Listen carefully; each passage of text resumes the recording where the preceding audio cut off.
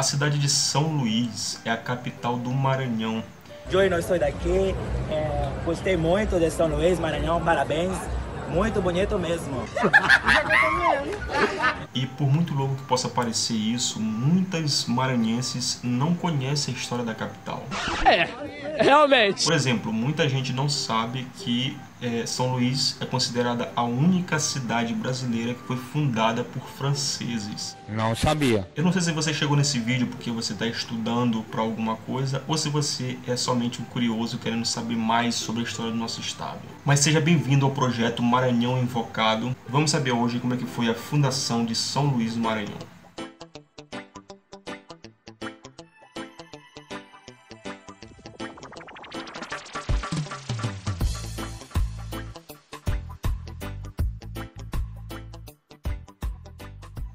Bom, primeiramente temos que contextualizar, temos que mostrar como que era o Maranhão, né? Como é que era a região na época.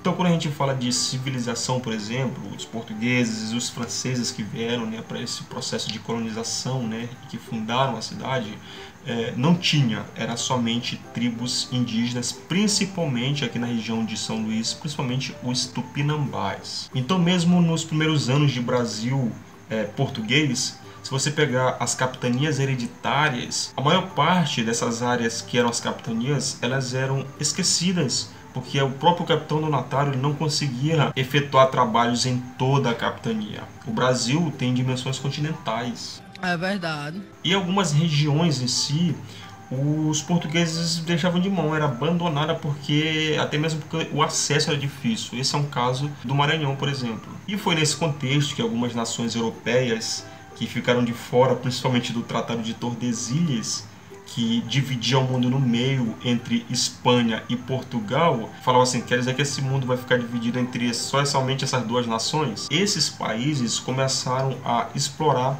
terras que não eram deles, que eram oficialmente da Espanha e de Portugal. Duas dessas principais nações eram Holanda e França. Uma primeira grande investida francesa no Brasil não foi no Maranhão, na verdade foi na região de Guanabara, onde hoje é o Rio de Janeiro. Inclusive eles construíram lá um forte gigantesco chamado Forte Coligny e depois foi destruído pelos portugueses. Os franceses nessa época deram uma dor de cabeça para os portugueses, mas os portugueses conseguiram expulsar eles de lá. A intenção da França era instaurar lá na Baía de Guanabara a França Antártica. Porém, os portugueses deram um cai fora daqui. Sai daqui, seu cachorro!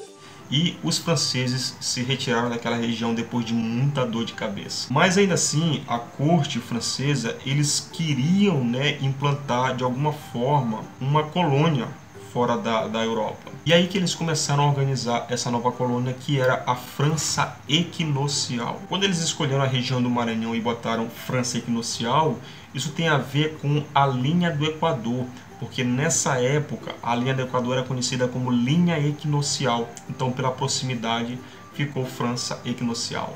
Para ficar melhor o entendimento, eu vou citar alguns grandes nomes que foram importantes nesse processo. O primeiro grande nome é o do rei da França na época, que era o rei Henrique IV.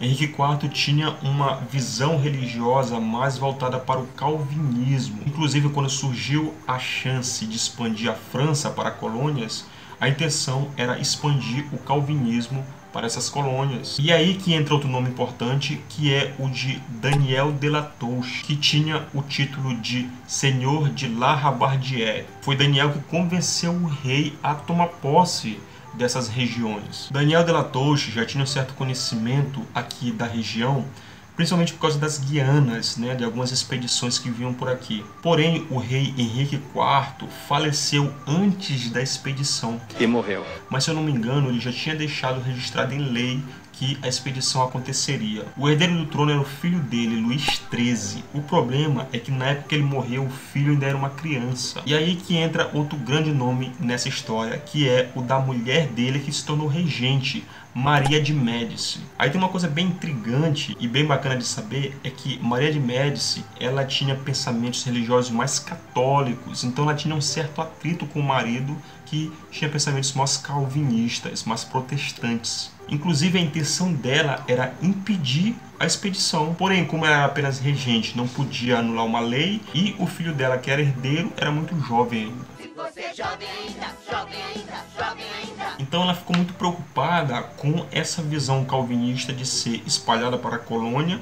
Então ela resolveu dar uma freada meio nisso, colocando nas expedições os padres capuchinhos. Um desses padres se chamava Claude de Beauvais. Quando esses padres retornavam dessas expedições, normalmente eles lançavam livros relatando tudo o que eles viram, né, tudo o que eles presenciaram nas expedições. Então esse camarada escreveu um livro que é muito importante para a história do Maranhão e é a principal referência da época. O livro se chama A História da Missão dos Padres Capuchinos na Ilha do Maranhão. Os franceses teriam chegado aqui no Maranhão no dia 26 de julho de 1612. Eles aportaram então numa ilha que os indígenas chamavam de Upaumirim, que significa Ilha Pequena. E aí depois foi que eles se dirigiram para a ilha de Upauaçu, que é a ilha que fica aqui, a cidade de São Luís. Upauaçu era chamada pelos indígenas e queria dizer Ilha Grande.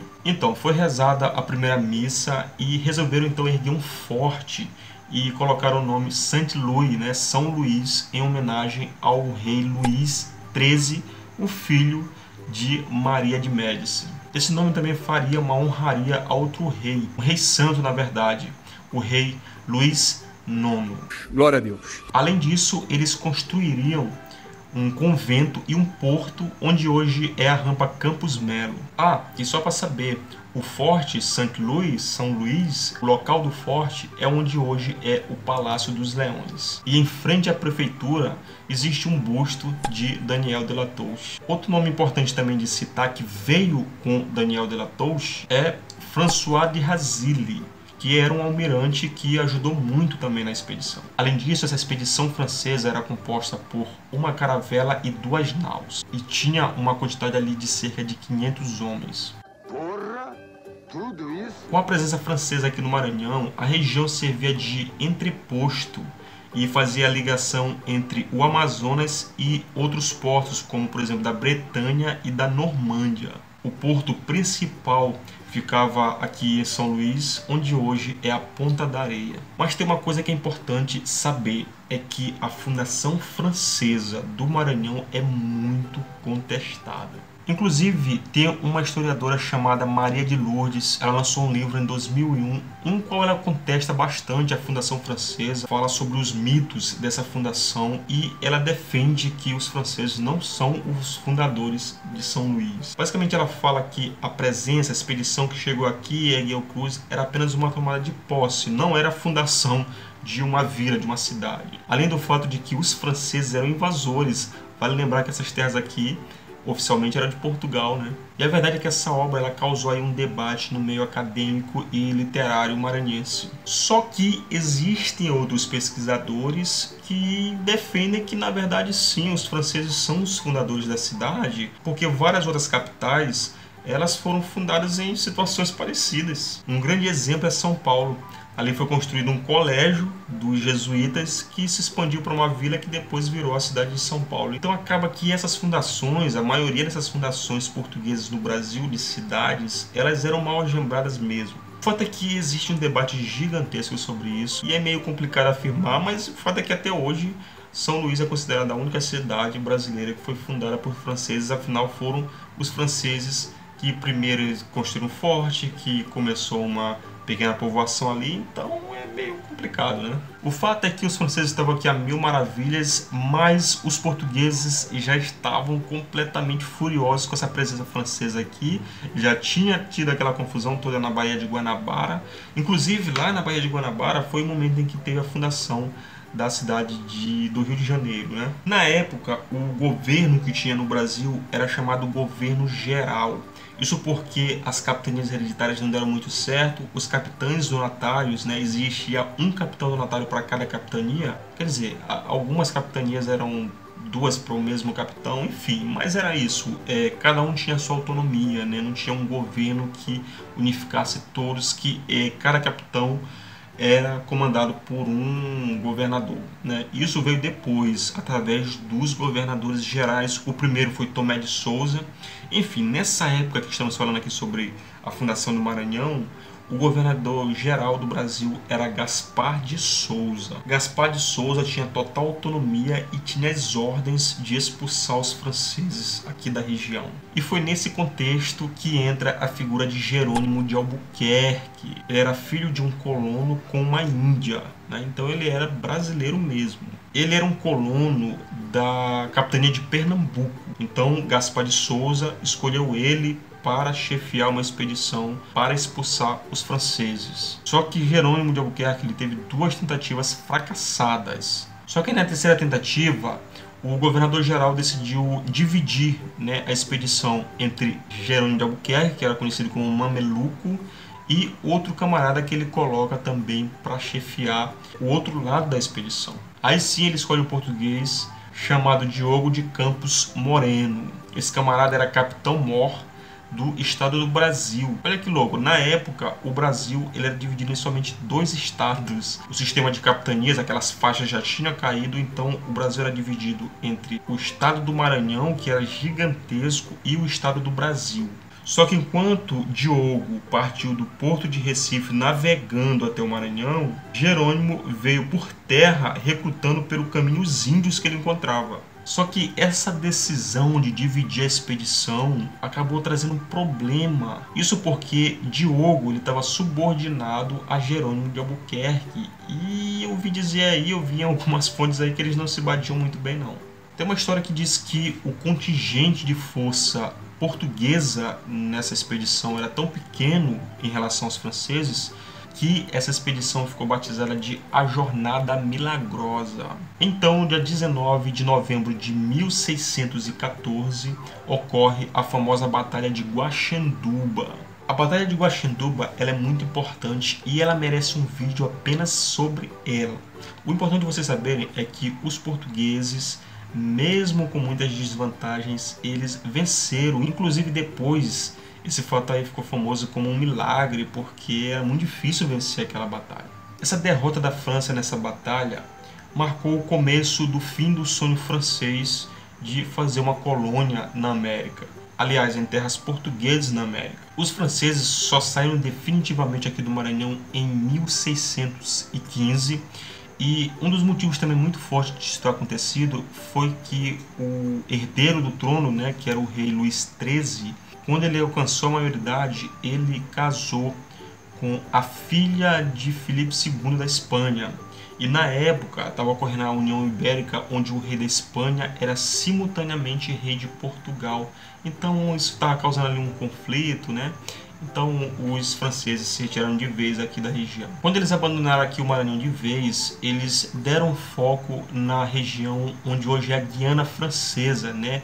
Um departamento ultramarino da França aqui na América. Mesmo depois da expulsão dos franceses aqui do Maranhão, Jerônimo de Albuquerque resolveu deixar o nome São Luís. Eu não sei bem o motivo, mas dizem que foi para guardar melhor a memória da região, né? Por seus feitos, Jerônimo de Albuquerque foi nomeado capitão-mor da capitania do Maranhão, que na época, como eu falei, né, abrangia outros estados, como por exemplo Pará e Amazonas. Uma curiosidade é que a partir disso ele resolveu colocar Maranhão no seu nome, Jerônimo de Albuquerque Maranhão. E há um tempo atrás eu fiz um vídeo falando de onde veio o nome Maranhão, né? As hipóteses, as teorias, porque não se sabe ao certo de onde é que vem esse nome Maranhão. O vídeo ficou bem bacana, vou deixar o link aqui na descrição para vocês assistirem. Tem também uma coisa sobre essa história que ninguém conta. Até hoje, todos os vídeos que eu assisti, ninguém falou sobre isso, que foi o momento em que você se inscreveu aqui no canal. Porque você não pode perder os vídeos, as informações, as curiosidades sobre o Maranhão que eu posto aqui. Maranhão Invocado, cara, se inscreve aí. E cara, esse vídeo aqui eu vou dar início a um vídeo de aulas, onde eu vou ajudar muitos jovens, eu tenho certeza, para o PAS da UEMA e outros vestibulares aí. O meu foco aqui vai ser História e Geografia sobre o Maranhão. Eu vou falar sobre a ocupação territorial e outros aspectos sobre a geografia aqui do estado. Lembrando que não é apenas para quem quer fazer uma prova, é para você que tem curiosidade em saber mais sobre a nossa história, sobre curiosidades sobre o nosso Maranhão. Vai morrer. Então é isso, pessoal, meu nome é Neivan e nos vemos aí no próximo vídeo. Valeu! Now the world don't move to the beat of just one drum.